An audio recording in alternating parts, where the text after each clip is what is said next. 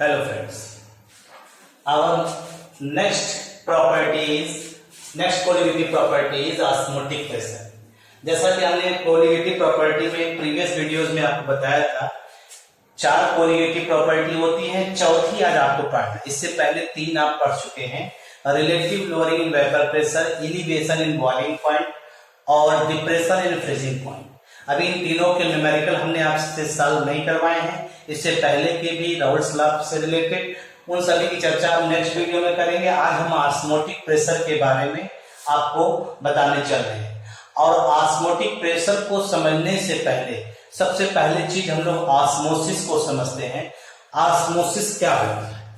अगर आप नॉर्मली अपने सराउंडिंग देखिए तो ये तमाम चीजें, ये तमाम प्रोसेस आपने ऑब्जर्व भी किया होगा, लेकिन आपको आइडिया जो साइंस से रिलेटेड है, जो बायो से रिलेटेड है, उनको तो आइडिया है ये क्या कौन सी प्रोसेस हो रही है। लेकिन अगर आपने कभी ध्यान दिया हो, कभी आपने देखा होगा हम लोग गांव में चना लिया, दाल लिया, इन सभी को पानी में आप रख देते हैं और रात में रखते हैं, सुबह आप देखते हैं ये फूल जाते हैं। फूलने का मतलब यहाँ पे क्या है कि वाटर का जो मॉलिक्यूल था वो इंटर किया इसके अंदर, यानी मूवमेंट हो रहा वाटर के मॉलिक्यूल का।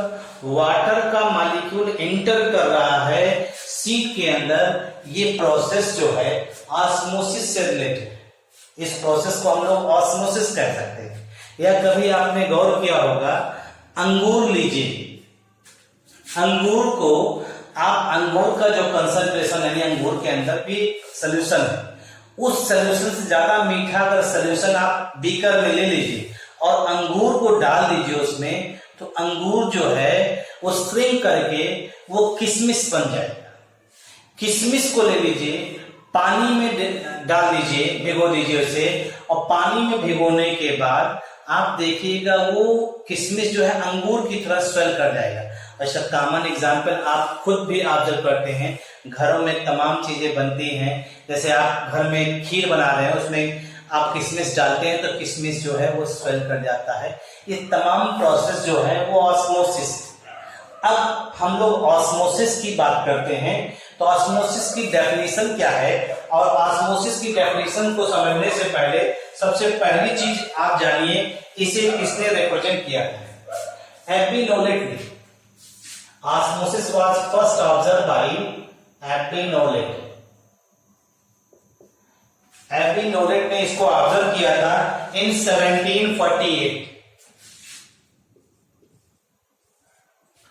और ऑस्मोसिस जो है ये ग्रीक वर्ड से लिया गया।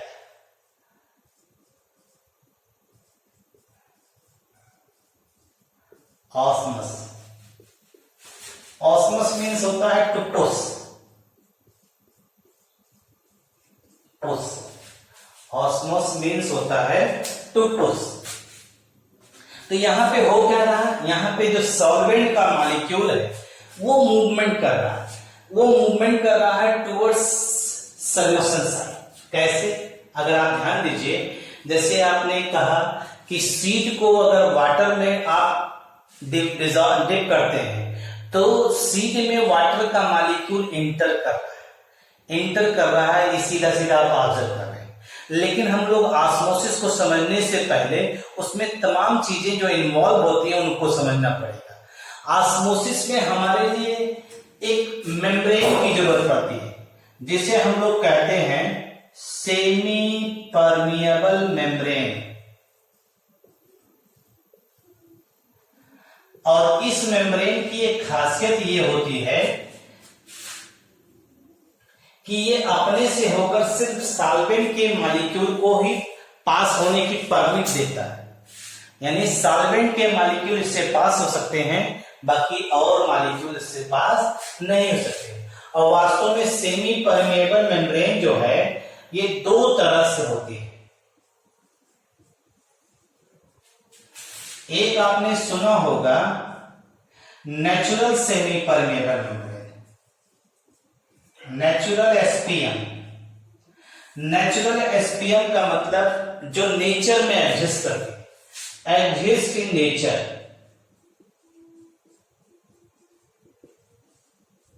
नेचर में ये एग्जिस्ट कर सकती है। और आपने जो अभी एग्जाम्पल हमने बताया वो सारे जो है वो नेचुरल एसपीएम है। जैसे सीड कोट, सीड कोट जो अपर सरफेस होती है सीड कोट, वो एसपीएम की तरह एक्ट करती है। अगर आप ध्यान दीजिए, जो आपने ग्रेप्स लिया है, अंगूर लिया, जो आपने सीधे सीधे कहिए कि आपने किशमिश लिया, उसके जो मेम्ब्रेन है, ये सब आपके जो है नेचुरल सेमी परमेबल मेम्ब्रेन है। जो अपर स्किन होती है वो भी सेमी परमेबल मेम्ब्रेन की तरह एक्ट करती है। आपने अंडे खाए होंगे, अगर अंडा खाया होगा तो अंडे में अगर आप ध्यान दीजिए तो जो सीड कोट के नीचे, अगर आप अंडे को कैल्शियम ऊपर लेयर को हम लोग क्या कहते हैं, कैल्शियम कार्बोनेट, व्हाइट वाले पार्ट को, अगर उस अंडे को आप HCl के सोल्यूशन में डिसॉल्व कर दीजिए तो कैल्शियम कार्बोनेट जो होता है वो डिसॉल्व हो जाता है और उसके ऊपर एक झिल्ली बचती है। वो झिल्ली भी नेचुरल सेमी परमेबल मेम्ब्रेन की तरह बिहेवियर शो करती है। पार्चमेंट मेम्ब्रेन हो गया, पिग मेम्ब्रेन हो गया, ठीक है, गाल ब्लैडर्स हो गए, ये सब के सब नेचुरल सेमी परमेबल मेम्ब्रेन हैं। दूसरा आपको हम लेते हैं artificial semi permeable membrane, artificial SPM, जिसको आप सिंथेसाइज करते हैं, जिनको आप लेबोरेटरी में सिंथेसाइज कर सकते हैं, उसे हम लोग आर्टिफिशियल क्या कहते हैं, सेमी परमेबल मेम्ब्रेन। आपने सुना भी होगा, आपने सुना होगा जिलेटिनस का क्यूप्रिक फेरोसाइनाइड, जिलेटिनस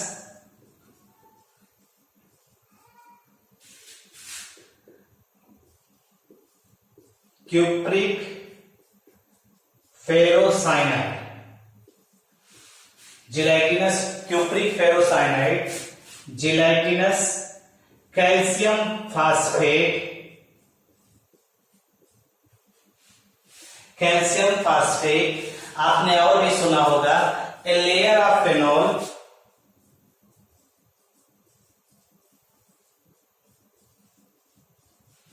ठीक, सेलुलोज एसीटेट, तमाम एक्सेट्रा, बहुत ज्यादा आप देखिएगा इसको, ये सब हैं। और इन सभी में से बेस्ट माना जाता है जिलेटिनस कॉपर फेरो क्यूप्रिक फेरोसाइनाइड को हम लोग जो है बेस्ट मानते हैं और नॉर्मली इसी का हम लोग इस्तेमाल करते हैं।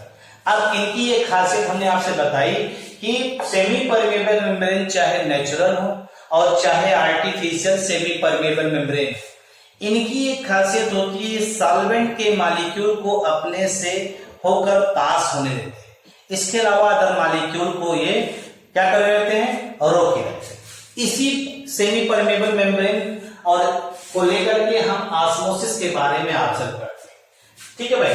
तो अगर हम लोग इसी को ध्यान दें तो यहाँ पे सीधे सीधे आपको हम दिखा रहे हैं एक एग्जाम्पल और एक जो है डायग्राम दिखा रहे हैं। जैसे कि देखिए हमने ले लिया सॉल्वेंट मॉलिक्यूल और ये सॉल्यूशन, सॉल्वेंट और सॉल्यूशन दोनों को आपने सेपरेट किया है एसपीएम, सेमी परमिएबल मेम्ब्रेन से, सेमी परमिएबल मेम्ब्रेन से आपने सेपरेट किया है। बिफोर ऑस्मोसिस दोनों में वाटर का लेवल सेम है, दोनों में वाटर का लेवल क्या है, सेम बिफोर ऑस्मोसिस। अगर इस चीज को आप ध्यान दीजिए तो अब ऑस्मोसिस शुरू होने चल रहा है। जब ऑस्मोसिस शुरू होगा तो सॉल्वेंट का मॉलिक्यूल सॉल्यूशन साइड में मूवमेंट करेगा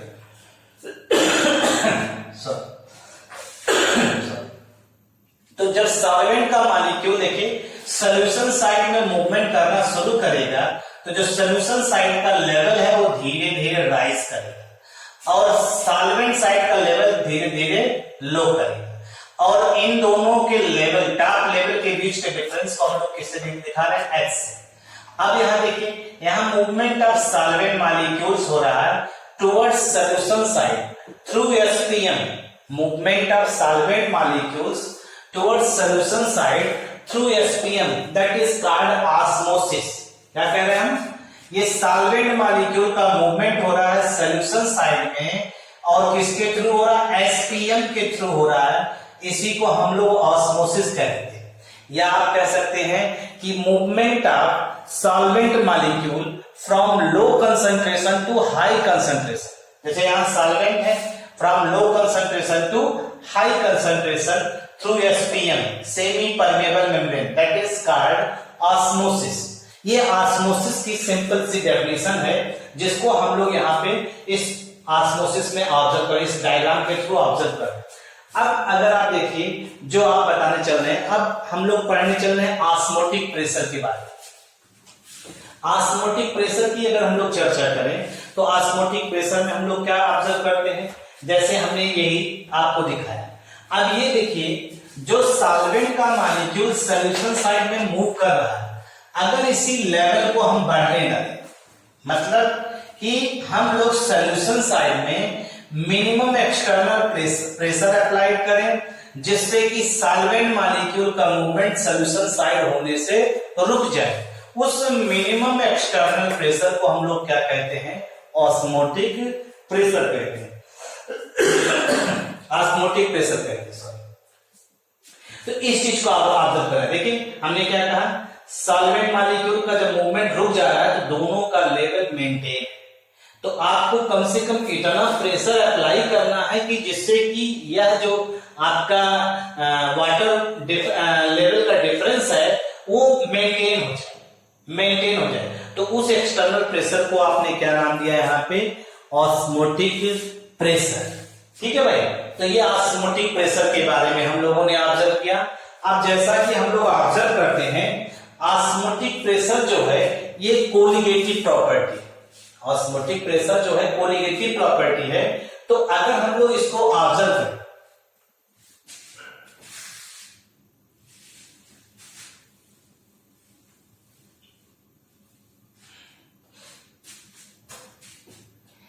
अब आपने अगर सुना होगा तो कैलकुलेशन ऑफ मोलर मास, इसका फार्मूला लेते हैं।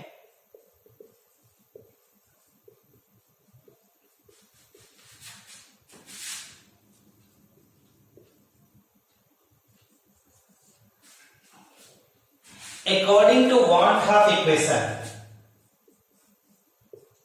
ये लॉज ऑफ ऑस्मोटिक प्रेशर जो आपके सिलेबस में नहीं है, तो हम डायरेक्ट ले रहे हैं। जैसे आप आइडियल गैस इक्वेशन लेते हैं, वैसे हम लोग यहां पे according to van't half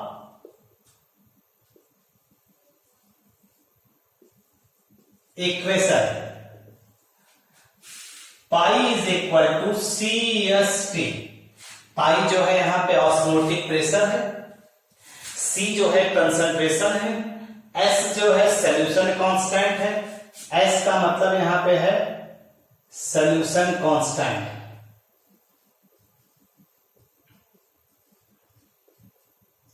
equal to R, gas constant. T जो है टेम्परेचर इन केल्विन है, टेम्परेचर इन केल्विन है। सी जो है कंसंट्रेशन है, number of moles in per unit volume.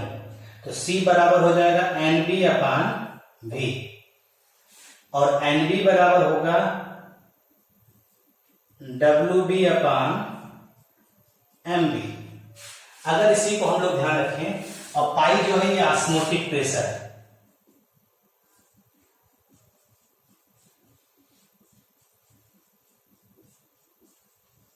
Osmotic pressure. अगर इस चीज को हम लोग ऑब्जर्व करें तो सीधे सीधे हम लोग कह सकते हैं कि पाई इज इक्वल टू, सी की जगह हमने रख दिया ये चीज, तो सी के स्थान पे आ जाएगा क्या चीज, अगर सी को लिखिए तो आ जाएगा एनबी की जगह पे आप लिख सकते हैं W B upon M B into V. तो आप लिख सकते हैं W B upon M B into V, ऊपर एस टी। अगर इसी को हम लोग एम बी निकालना है तो एम बी बराबर क्या हो जाएगा, डब्ल्यू बी अपान पाई और एस टी अपान वी। ये आपका कैलकुलेशन हो गया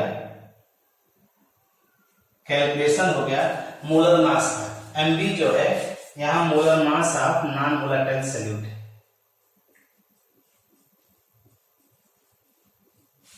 मास ऑफ नॉन वोलेटाइल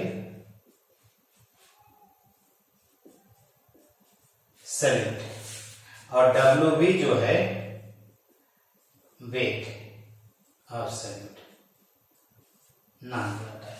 इस तरह से आप जो है वैल्यू यहां पे कैलकुलेट कर सकते हैं।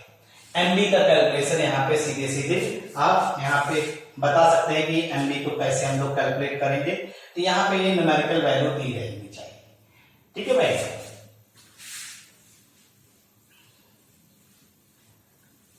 अब इसी को हम लोग ऑब्जर्व करते हैं, सीधे सीधे हम लोग कर सकते हैं। अब आप खुद देखिए पाई जो है, पाई की वैल्यू, पाई और वी में क्या संबंध है? इनवर्स। पाई और वी में इनवर्स है, यानी अगर सोल्यूशन डाइल्यूट होगा तो वॉल्यूम अगर बढ़ेगा तो ऑटोमेटिक है ऑस्मोटिक प्रेशर क्या करेगा? डिक्रीज करेगा। सीधे सीधे हम लोग इस चीज को ऑब्जर्व कर सकते हैं। देखिए according to van't Hoff equation,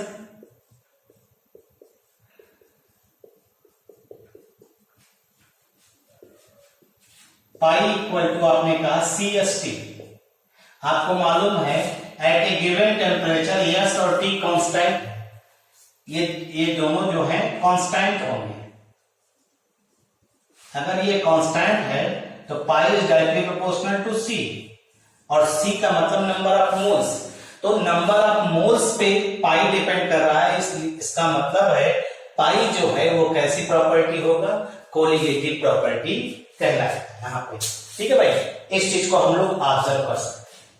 अब अगर आइए इसी में देखते हैं हम लोग सीधे सीधे, तो हम क्या कह सकते हैं? For isotonic, for isotonic solution या आइसोऑस्मोटिक,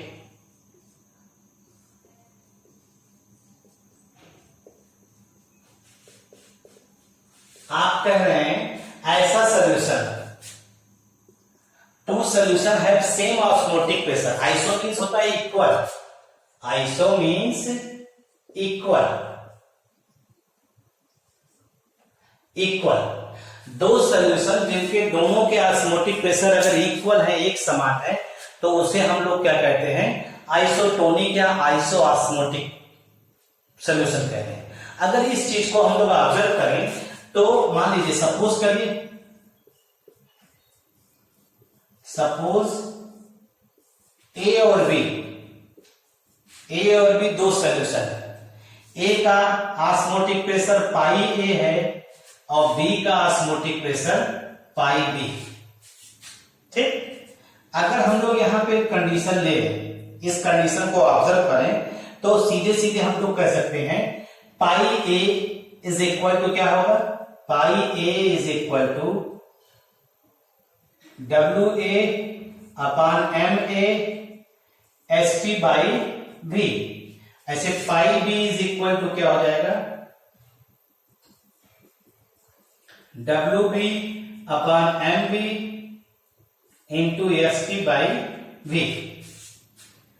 अगर आपका जो है एस टी बाई वी यानी at a given temperature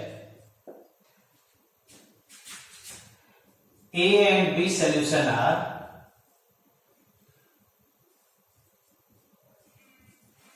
isotonic, then pi A is equal to pi B। अगर ये कंडीशन हो जाए तो पाई A is equal to pi B, तो आपका ये सीधे सीधे S T by V cancel हो जाएगा। W A M A S T by V, W B M B S T by V, ये कैंसिल हो जाएगा। तो जो सोल्यूशन का आएगा value W A upon M A equal to W B upon MB, ये फॉर आइसोटोनिक सोल्यूशन है।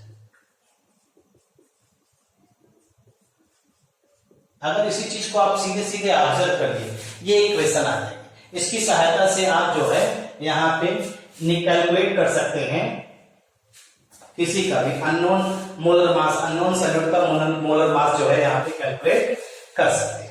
इस तरह से आप इसके सहायता से कुछ क्वेश्चंस को भी सॉल्व कर सकते हैं। अगर मान लीजिए ऑस्मोटिक प्रेशर आपको सोल्यूशन का निकालना हो, तो सोल्यूशन का निकालने के लिए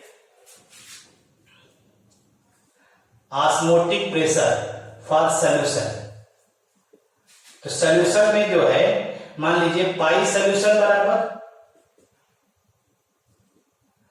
पाई ए प्लस पाई बी, इस तरह से हम लोग वैल्यू कैलकुलेट करेंगे। यानी अगर आप S T by be constant है या S T by be constant है तो इसकी सहायता से यही चेंज रहेगा, आपको इसकी सहायता से आप निकाल सकते हैं। Pi solution is equal to आ जाएगा N A plus N B और एस टी बाई बी,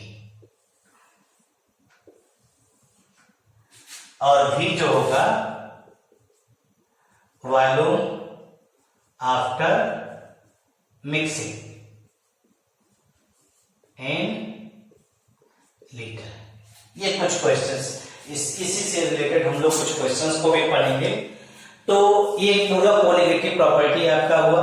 इस कोलिगेटिव प्रॉपर्टी को पढ़ने के बाद नेक्स्ट वीडियो में हम आपको जो है रिलेटेड कोलिगेटिव प्रॉपर्टी से रिलेटेड न्यूमेरिकल और राउल्स लॉ से रिलेटेड न्यूमेरिकल, इनको आपको शेयर करेंगे और आप इनसे आपको रूबरू कराएंगे।